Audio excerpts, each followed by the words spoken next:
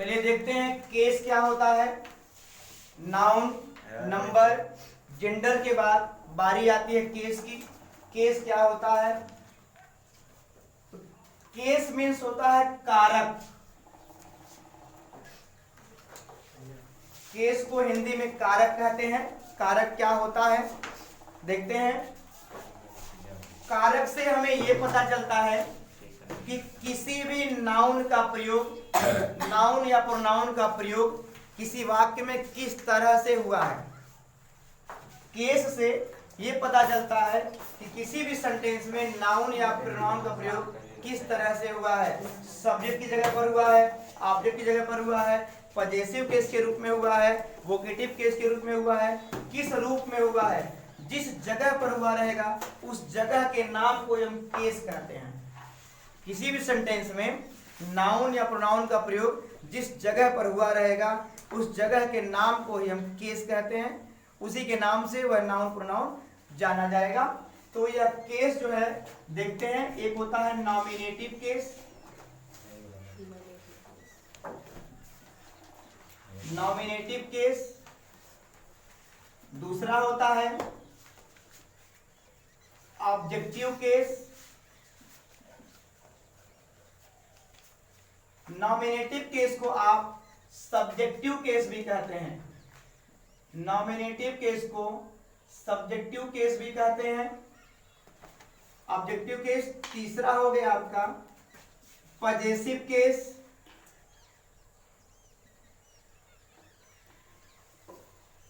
Possessive case चौथा है आपका vocative case.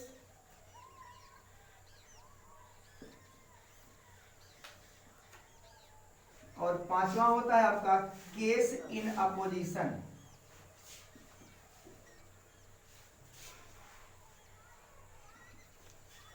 Case in opposition. Nominative case को हिंदी में कहते हैं कर्ता कारक। कर्ता कारक, इसको कहते हैं कर्म कारक, इसको कहते हैं संबंध कारक,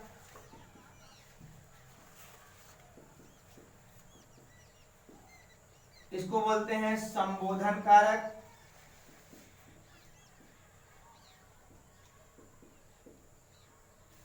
और इसको कहते हैं अपोजिशन का मतलब साइड बाय साइड होता है। देखते हैं भी कर्ता कारक क्या होता है, ध्यान दीजिए। नॉमिनेटिव केस, जब भी किसी नाउन या प्रोनाउन का प्रयोग, जब भी किसी भी नाउन या प्रोनाउन का प्रयोग किसी वाक्य में, किसी सेंटेंस में सब्जेक्ट की जगह पर होता है उसे हम नॉमिनेटिव केस कहते हैं। उस समय वो नाउन या प्रोनाउन नॉमिनेटिव केस में होता है। किसी भी सेंटेंस में जब नाउन या प्रोनाउन को सब्जेक्ट की जगह पर यूज करते हैं तो उसका केस नॉमिनेटिव केस होता है। जैसे मान लीजिए लिखा है अभिनव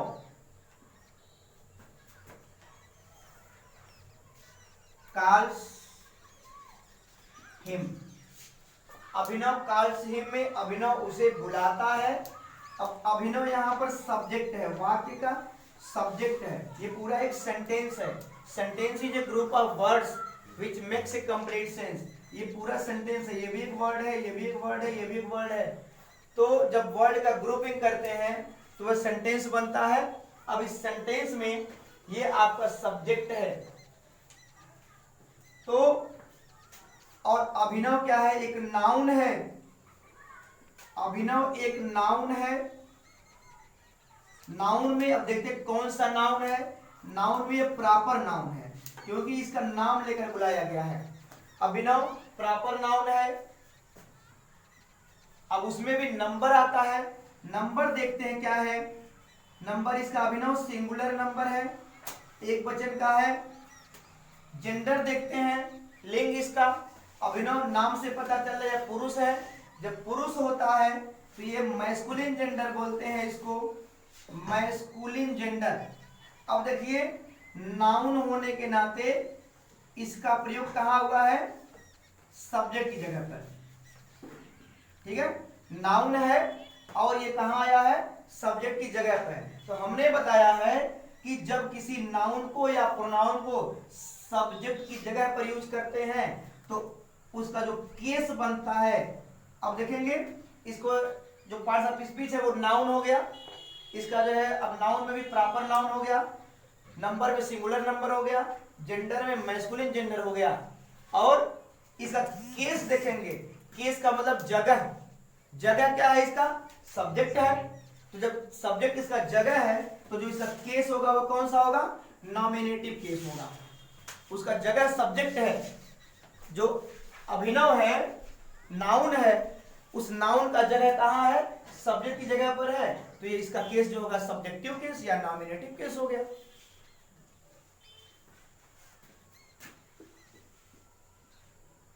राधा इज वीपिंग, राधा रो रही है। अब इसमें देख रहे हैं कि राधा क्या है, नाउन है, क्योंकि राधा किसी का नाम है, राधा नाउन है। अब नाउन के बाद भी देख रहे प्रॉपर नाउन है, प्रॉपर नाउन है। नाउन में अब देख लेते हैं, प्रॉपर नाउन में ये सिंगुलर नंबर है, राधा एक वचन का है, एक ही लड़की है, तो सिंगुलर नंबर हो जाएगा। अब इस सिंगुलर नंबर में इसका जेंडर चेक करेंगे, जेंडर क्या है, राधा नाम से ही पता चल रहा है लड़की है, और जब ये लड़की है तो जो जेंडर होगा इसका क्या हो जाएगा, फेमिनिन जेंडर हो जाएगा, फेमिनिन जेंडर हो जाएगा। अब यहां से आपको जो number, gender, parts of speech पता चल गया। अब बच रहा है हमारा केस, जो हम पढ़ा रहे हैं आपको, तो इसका केस देख चेक करते हैं क्या है। क्योंकि नाउन है और किसकी जगह पर आया है, सब्जेक्ट की जगह पर आया है, तो जब भी किसी नाउन को सब्जेक्ट की जगह पर रखते हैं उसका केस क्या बनता है, नॉमिनेटिव केस या सब्जेक्टिव केस। जगह ही बताता है ये नॉमिनेटिव केस है कि क्या है, तो ये सब्जेक्ट की जगह पर आया है तो सब्जेक्टिव केस हो जाएगा। अब देखते हैं,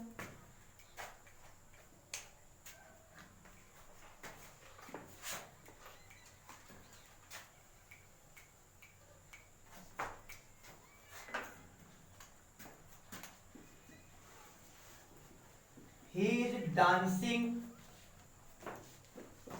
वह नाच रहा है। अब इसमें जो ही है, इसमें जो ही है ये आपका क्या है, पार्ट्स ऑफ स्पीच में ये प्रोनाउन है, पार्ट्स ऑफ स्पीच में जो ही है ये प्रोनाउन है। अब इस प्रोनाउन में एक कौन सा प्रोनाउन है, ये पर्सनल प्रोनाउन है। पर्सनल प्रोनाउन तीन तरह का होता है, फर्स्ट पर्सन, सेकंड पर्सन और थर्ड पर्सन। अब उसमें ये थर्ड पर्सन का प्रोनाउन है, थर्ड पर्सन का प्रोनाउन है। फिर आ जाइए, इसका नंबर लेते हैं, ये कौन से नंबर का, सिंगुलर है कि प्लूरल है, तो ही सिंगुलर नंबर है, सिंगुलर नंबर है। अब इसमें भी जेंडर देख लेते हैं, इसका लिंग क्या है, स्त्री है या पुरुष है, तो ही मीन्स होता है वह, यह स्त्री है, यह पुरुष लिंग है, यानी कि मैस्कुलिन जेंडर है, मैस्कुलिन जेंडर है। अब देखिए इतना पता चला। अब इसका जगह देखते हैं, ये किस जगह पर है। अब इसका प्रयोग कहाँ हुआ, सब्जेक्ट की जगह पर हुआ है। इतना कुछ होने के बावजूद भी ये इसका जगह क्या है, सब्जेक्ट है, तो जो इसका केस बनेगा इस पर, इतना मुकदमा चलने पर जो केस बना इस पर, वो उसका केस क्या है, नॉमिनेटिव केस है, सब्जेक्ट की जगह पर आया, तो इसका केस क्या होगा, सब्जेक्टिव केस या नॉमिनेटिव केस। तो जब भी कोई नाउन या प्रोनाउन किसी सेंटेंस में सब्जेक्ट की जगह पर आता है तो उसे हम सब्जेक्टिव केस या नॉमिनेटिव केस कहते हैं। इसको हिंदी में हम कर्ता कारक कहते हैं। ठीक, अब दूसरा देख लेते हैं, ऑब्जेक्टिव केस। ऑब्जेक्टिव केस क्या होता है,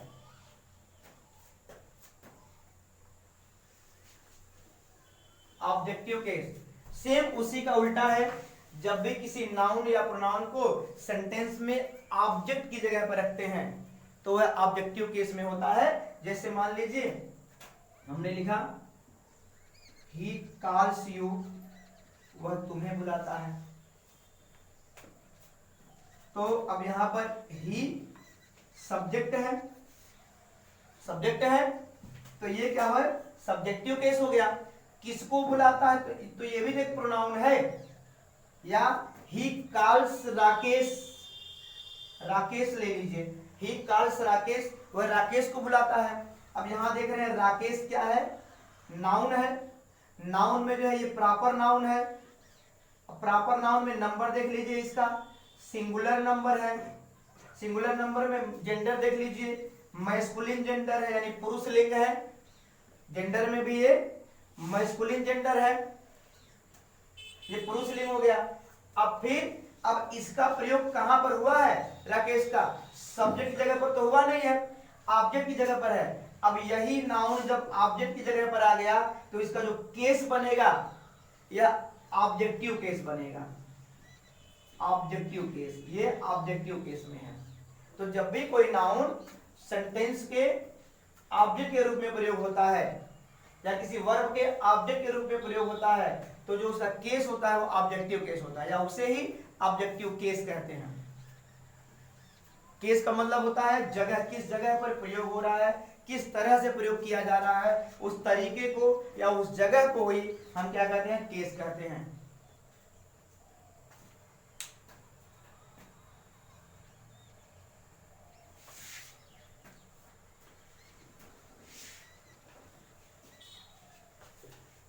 अब तीसरा है आपका पजेसिव केस। पजेसिव केस क्या होता है,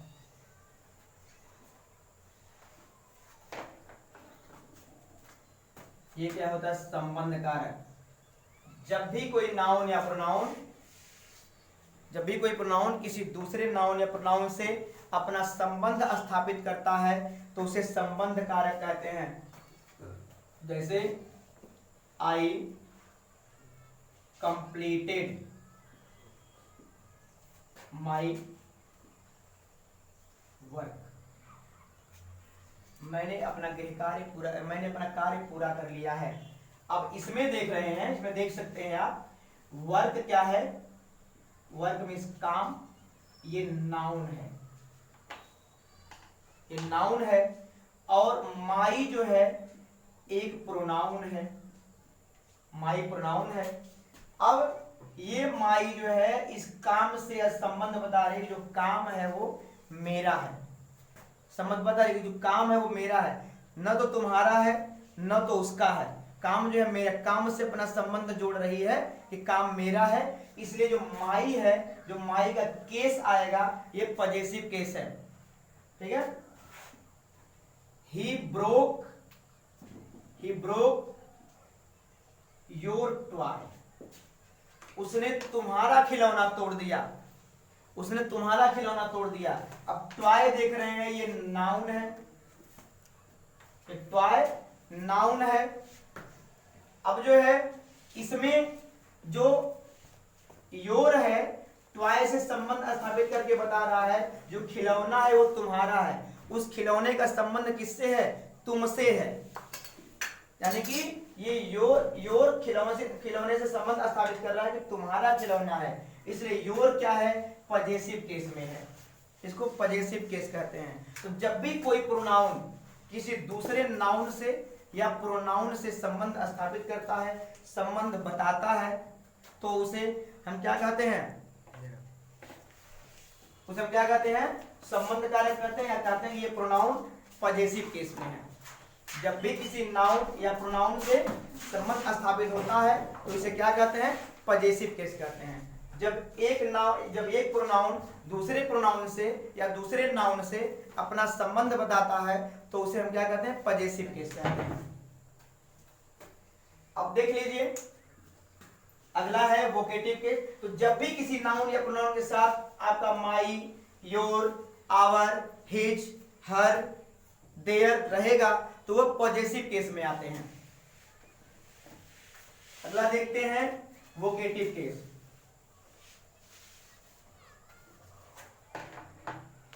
वोकेटिव केस का मतलब होता है संबोधन कारक। ये क्या होता है, तो जब किसी नाउन को नाम लेकर संबोधित किया जाए, किसी नाउन को बुलाते हैं, अपनी ओर उसका ध्यान आकर्षित करते हैं, तो वह जो केस बनता है वो वोकेटिव केस में होता है। वोकेटिव केस जो है उसका ध्यान अपनी ओर आकर्षित करने के लिए या उसको संबोधित करने के लिए कहा जाता है, तो ये वोकेटिव केस में होता है। जैसे मान लिया हमने कहा दिया विनय, यहां पर संबोधन का चिन्ह होता है, इसको क्या बोलते हैं, मार्क्स ऑफ एक्सक्लामेशन, संबोधन का चिन्ह। विनय, आई विल बीट यू, मैं तुम्हारी पिटाई करूंगा, आई विल बीट यू। तो देखिए उसको ये बात बोलने से पहले, विनय आई विल बीट यू बोलने से, आई विल बीट यू बोलने से पहले हमने कहा विनय, तो पहले विनय को अपनी ओर आकर्षित किए या अपनी ओर जो है उसका ध्यान बढ़ाए। तो जब वो हमारे क्वेश्चन का आंसर देगा विनय का, तब मैं बोलूंगा कि आई विल बीट यू, मैं तुम्हें भी सजा दूंगा या मैं तुम्हारी पिटाई करूंगा। जैसे मान लीजिए विनय नाम का लड़का बदमाशी कर रहा है और ध्यान नहीं दे रहा है पढ़ाई में, तो मैंने देखा विनय, तो जल्दी से अपना चेहरा मेरी ओर घुमाएगा, हाँ सर अभी तुम्हारी बहुत पिटाई करेंगे। तो उस शब्द को जब हम बोलेंगे विनय, ऐसे क्रिया को जो है हम क्या कहते हैं, संबोधन कारक। ऐसी अवस्था में जो विनय नाम का नाउन है वो क्या होगा, संबोधन कारक में आएगा। और नहीं तो ऐसे अंदाज से बोल दीजिए अभी पीटेंगे, बहुत पीटेंगे अभी, तो पता नहीं किसको पीटेंगे, ये मालूम नहीं है, सारा क्लास में जाने का अभी हम ही को बोल रहे हैं, तो उसमें से कोई बोल पड़ेगा सर हम कुछ नहीं कर रहे हैं, सर मैं नहीं हूं। और जब यहां से संबोधित करके बोलेंगे तो सिर्फ विनय का ध्यान मेरी ओर आएगा। और देख लीजिए, Raju I shall give you a book,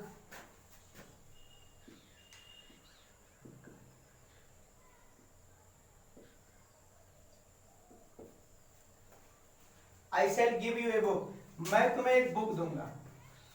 तो पहले राजू को मैंने बुलाया और फिर बोला कि I shall give you a book, मैं तुम्हें एक बुक दूंगा। इस तरह से वोकेटिव केस है।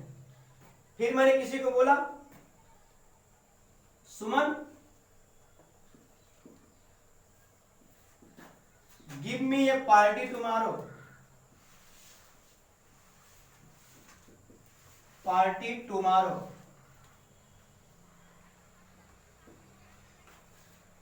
कल मुझे एक पार्टी दो। मैंने बोला सुमन कल मुझे एक पार्टी दो। तो यहां पर सुमन जो नाउन है ये वोकेटिव केस में है, न तो यह सब्जेक्ट की जगह पर है न तो यह ऑब्जेक्ट की जगह पर है। इसमें देख रहे हैं सब्जेक्ट का काम ये कर रहा है, इसमें सब्जेक्ट है नहीं, ये सब्जेक्ट है, ये सब्जेक्टिव केस में है, ये ऑब्जेक्टिव केस में है, ये भी ऑब्जेक्टिव केस में है, ये भी ऑब्जेक्ट है। तो इसमें सब्जेक्ट और ऑब्जेक्ट अलग है। इसमें वोकेटिव के पजेसिव केस है नहीं, तो जो ये बच रहा है ये क्या है, वोकेटिव केस है। तो जब भी किसी नाउन या प्रोनाउन का ध्यान अपने ओर आकर्षित करते हैं या उन्हें बुलाते हैं, ऐसे संबंध में जो नाउन या प्रोनाउन आता है जिसका नाम हम लेते हैं उसका केस जो होता है वो वोकेटिव केस होता है। अगला देखते हैं, case in a position. Case in a position क्या होता है?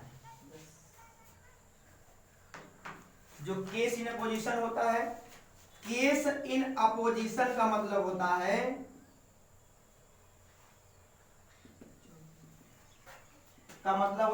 अगल बगल, अगल बगल।